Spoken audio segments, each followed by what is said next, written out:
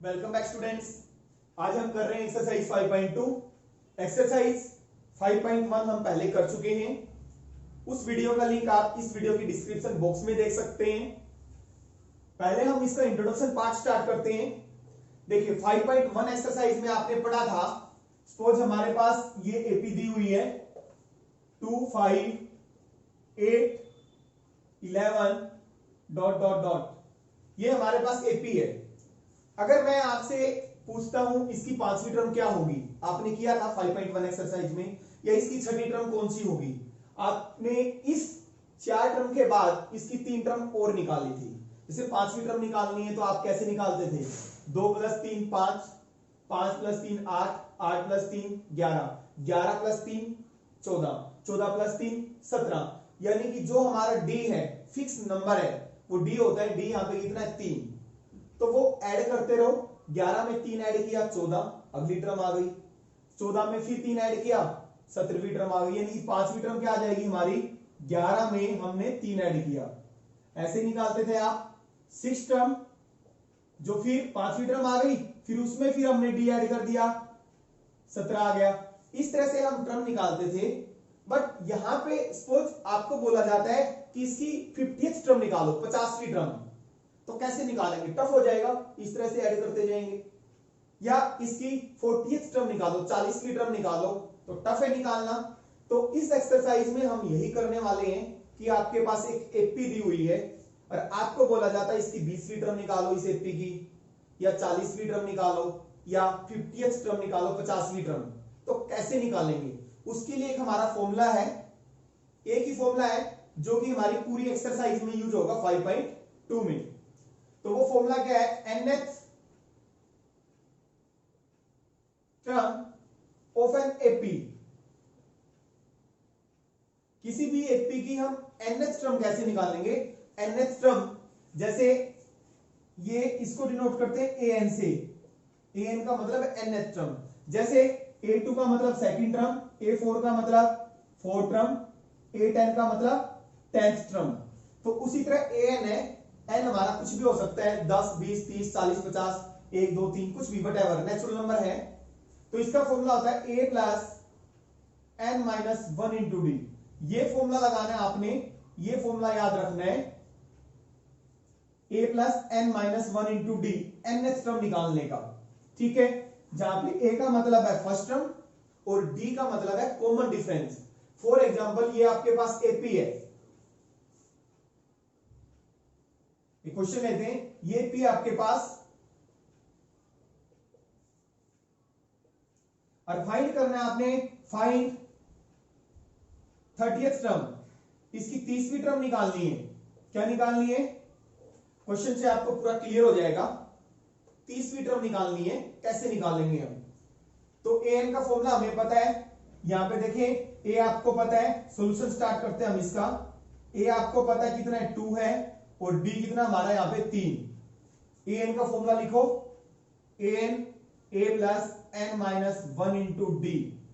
हमें निकालना है 30th टर्म का मतलब a30, इसके नीचे लिखना है।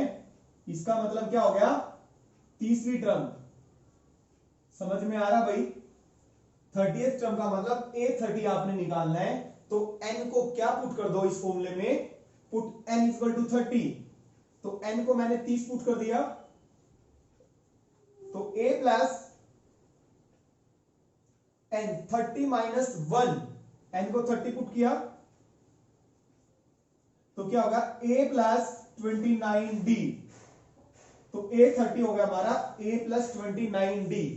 तो अब a की वैल्यू भी पता है आपको, d की वैल्यू भी पता है, वैल्यू पुट कर दो। a की वैल्यू कितनी है 2, और d की वैल्यू हमारे पास कितनी है 3।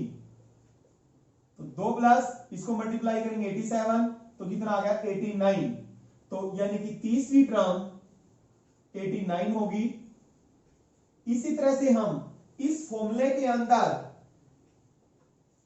n की वैल्यू पुट करके कोई भी टर्म हम फाइंड आउट कर सकते हैं। पूरी एक्सरसाइज में हमारा यही फॉर्मूला यूज होगा, an = a + n - 1 × d। देखिए एक्सरसाइज 5.2 का क्वेश्चन नंबर फर्स्ट स्टार्ट करते हैं। Filling the blanks in the following table given a is the first term, आपको मैंने बताया है ए क्या होती है हमारी first term, d is the common difference and n is the nth term of the AP. N अभी हमने किया था, एन का मतलब है जैसे ए 10 का मतलब क्या होता है 10th टर्म, उसी तरह से एन का मतलब होता है nth टर्म, क्या होता है nth term. Filling the blanks है, 5 पार्ट दिए हुए, ए दिया हुआ है पहले में 7, डी में 3 और एन है हमारा 8, एन निकालना है। देखिए एन का जो हमारा फॉर्मूला होता है, एन का जो फॉर्मूला होता है A plus N minus 1 into D होता है भाई। इसमें हमारे पास 4 क्वांटिटी है, एन, ए, एन और डी। इस 4 क्वांटिटी में अगर हमें 3 क्वांटिटी गिवन है तो हम चौथी क्वांटिटी फाइंड आउट कर सकते हैं। इस क्वेश्चन के अंदर यही है, 3 चीज आपके पास दे रखी है, चौथी आपने निकालनी है। देखिए पहला फर्स्ट पार्ट करते हैं हम। ए दे रखा 7, डी दे रखा 3 और एन दे रखा 8 और निकालना क्या हमें ए एन निकालना है। तो ए एन का सीधा फॉर्मूला होता है, ए एन का फॉर्मूला क्या होता है, फर्स्ट पार्ट कर रहे हैं हम इसका, A plus N minus 1 into D. तो ए की वैल्यू पुट कर दो 7 और एन की वैल्यू 8 दी हुई है, 8 माइनस 1 और डी की वैल्यू है 3। तो ये आ गया 7 प्लस 8 माइनस 1 7, 7 मल्टीप्लाई 3 21 हो गया, 7 को 3 से मल्टीप्लाई करेंगे तो ये आ गया हमारे पास A N is equal to 7 plus 21, तो कितना आ गया 28। तो ए एन हमारा 28 आ गया, यहां पे जो फील करेंगे कितना आ जाएगा हमारा 28। सेकंड पार्ट, ए कितना दे रखा हमारे पास -18, डी निकालना है हमें, एन कितना है 10, लिख सकते हैं आप ए कितना -18, डी हमें निकालना है, एन कितना है हमारा 10 और ए एन कितना है 0। तो फॉर्मूला लगाओ, ए एन किसके इक्वल होता है, A plus N minus 1 into D. A N की वैल्यू पुट कर दो, ए एन कितना 0, ए की वैल्यू -18 और एन की वैल्यू 10, 10 माइनस 1, डी हमें निकालना है।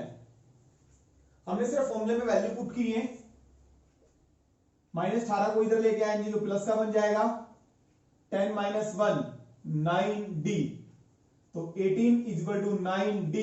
तो d की वैल्यू आ गई 9 नीचे आ जाएगा, तो d की वैल्यू आ गई हमारे पास 2।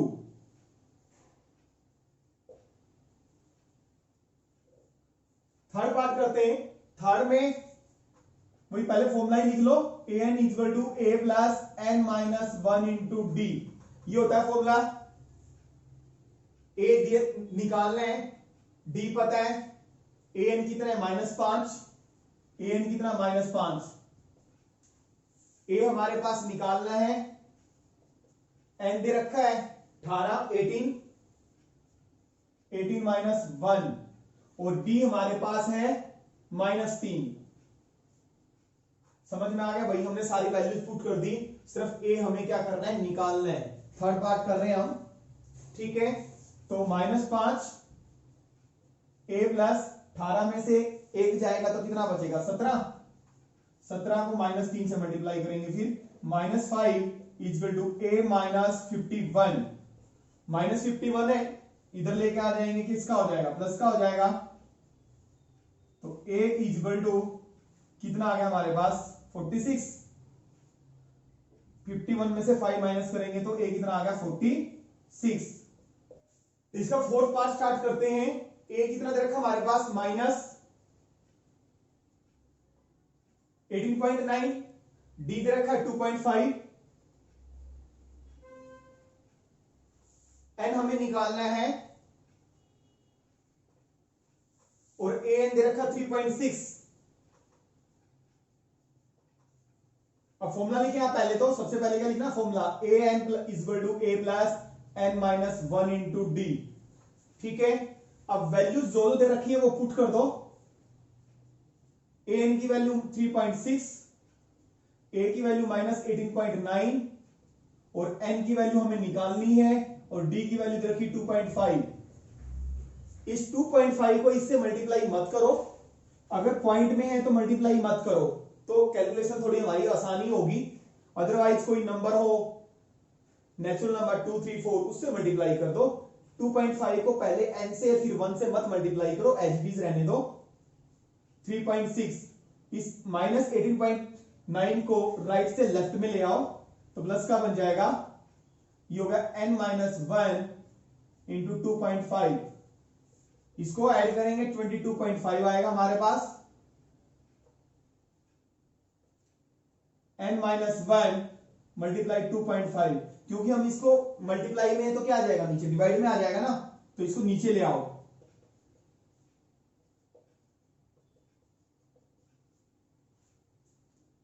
तो ये हो गया, पॉइंट से पॉइंट कट जाएगा, पॉइंट से पॉइंट गया तो ये कटता हमारा 5 से कैंसिल कर लो, या 25 से पूरी इसकी टेबल में आता 9 पे। 5 से करना चाहो 5 से, 5 4 जा 20, 5 5 जा 25, 5 5 जा 5 से फिर 9 पे, तो n माइनस 1 9 की इक्वल, तो n आ गया हमारा 9 प्लस 1 10। देखिए इस क्वेश्चन का फिफ्थ पार्ट करते हैं। a क्या दे रखा हमारे पास 3.5, d दे रखा है 0, n दे रखा है 10.5 और an हमें निकालना है। सेम जैसे पहला क्वेश्चन था, an का फॉर्मूला लगा दो। an क्या होता है, a plus n minus 1 into D. a की वैल्यू हमें पता है और n की वैल्यू हमें पता है। n की वैल्यू 10.5 माइनस 1 और d की वैल्यू 0, तो ये आ गया 3.5। 10.5 में से 1 माइनस करेंगे तो कितना आएगा 9.5, और 0 से मल्टीप्लाई करेंगे तो 9.5 को क्या रहेगा, 0 ही रहेगा। 3.5 और प्लस 0 3.5, तो an की वैल्यू कितनी आ गई 3.5। देखिए क्वेश्चन नंबर सेकंड का फर्स्ट पार्ट करते हैं। दो पार्ट हैं इस क्वेश्चन में, ये हम इंट्रोडक्शन में भी कर चुके हैं। वैसे choose the correct choice in the flowing and justify. MCQ type question है, हमने करेक्ट चॉइस बतानी है कि 4 ऑप्शन दिए हुए कौन सा करेक्ट है। 30th term of the AP, AP हमारे पास गिवन है, हमने बताना है इस एपी की तीसरी टर्म 30th टर्म कौन सी होगी। 97 77 माइनस 77 माइनस 88। मैंने आपको बताया था कोई भी एपी की टर्म निकालनी हो, 50वीं 100वीं कोई भी, तो an का फॉर्मूला लगाते हैं। यहां पे देखो एपी हमारे पास गिवन है 10 7 4। फर्स्ट टर्म a आपको पता है, यहां पे a कितना हमारा 10, और d आप कैसे निकालते हैं, कोई भी टर्म लो उसमें से पहले वाली टर्म माइनस कर दो, जस्ट पहले वाली, तो वो d होता है a2 माइनस a1, या देखो d हमारा a2 माइनस a1 भी होता है, a3 माइनस a2 भी होता है, a4 माइनस a3 भी। कोई भी टर्म लो उससे जस्ट पहले वाली माइनस कर दो, 7 माइनस 10 कर दो, या 4 माइनस 7 कर दो, 7 माइनस 10 माइनस 3। ठीक है, ये समझ में आ गया भाई। अब हमें 30th टर्म निकालनी, a30। an का जो हमारा फॉर्मूला होता है वो होता है a plus n minus 1 into D, और n को पुट कर दो 30। n को क्या पुट कर दिया है, n इक्वल टू 30, तो ये हो गया a30 30वीं टर्म। जो भी आपने निकालनी, 50वीं टर्म निकालनी है तो n को 50 पुट कर दो, 20वीं टर्म निकालनी है तो n को 20 पुट कर दो। n को मैंने 30 पुट किया तो a प्लस 30 माइनस 1, 30 पुट करोगे, n को 30 माइनस 1 तो क्या हुआ a प्लस 29d, तो a plus 29d। Her question में हर 30वीं टर्म निकाल रहे तो a और d हमेशा आएंगे, a और d हमेशा आएंगे, और यहां पे एक कम हो जाएगा। जैसे मान लो, इस चीज को ध्यान कर लो, जैसे मान लो 50वीं टर्म निकालनी है तो n को 50 पुट करोगे तो यहां पे एक कम हो जाएगा, 50 का क्या हो जाएगा 49। ठीक है, अगर मान लो आपने 40 की टर्म निकालनी हो a 40, तो क्या हो जाएगा a प्लस एक कम हो जाएगा 40 से, 40 माइनस एक जो हमारा फॉर्मूला था 39। ठीक है, और 20 की टर्म निकालनी हो तो a प्लस एक कम 19d। बार बार हमें फॉर्मूले में पुट करने की जरूरत नहीं है। तो a हमारा कितना है 10, d हमारा 29, d हमारा -3। तो 10 29 को 3 से मल्टीप्लाई करेंगे प्लस माइनस -87, तो कितना आ गया -77। तो कौन सा ऑप्शन करेक्ट है यहां पे हमने फॉर्मूला लिखना चाहे आप an = a plus n minus 1 into D. तो -77 यानी कि सी, ऑप्शन सी इज करेक्ट।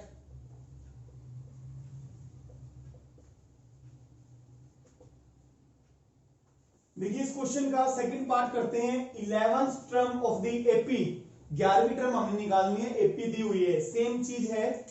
ए हमारा कितना है -3, और डी हम कैसे निकालते हैं a2 minus a1, a2 minus a1 या a3 माइनस a2। तो a2 कितना -1/2 माइनस a1 -3, माइनस माइनस क्या बन जाएगा प्लस बन जाएगा। एलसीएम ले लोगे 2 एलसीएम आएगा -1 प्लस 3 2 जा 6, तो कितना आ गया 5/2। डी आ गया हमारा 5/2। तो आपको 11वीं टर्म निकालनी है a11। जैसे कि मैंने बताया था an फॉर्मूला जो होता है उसमें आप n को 11 पुट कर देंगे। n को 11 पुट किया तो a प्लस 11 माइनस 1, 11 माइनस 1 तो कितना हो गया 10d। तो a11 यानी कि a प्लस, हर कोई भी टर्म निकालो आप, a प्लस जितना नंबर यहां पे है उससे एक कम, और साथ में लगाना है d। समझ आ गया। जैसे 50वीं टर्म निकालनी हो तो a प्लस इससे एक कम 49, साथ में d। तो इस तरह से हम कोई भी टर्म निकालते हैं, वैल्यूज पुट कर दो। a की वैल्यू कितनी है -3, और d की वैल्यू है हमारी 5/2। ये कैंसिल हो जाएगा, 2 पे 5 पे जाएगा, तो -3 प्लस 5 5 जा 25, तो कितना आ गया 22। तो 11th टर्म हमारी 11वीं टर्म क्या होगी 22। तो कौन सा ऑप्शन ठीक हुआ हमारा, ऑप्शन बी इज करेक्ट।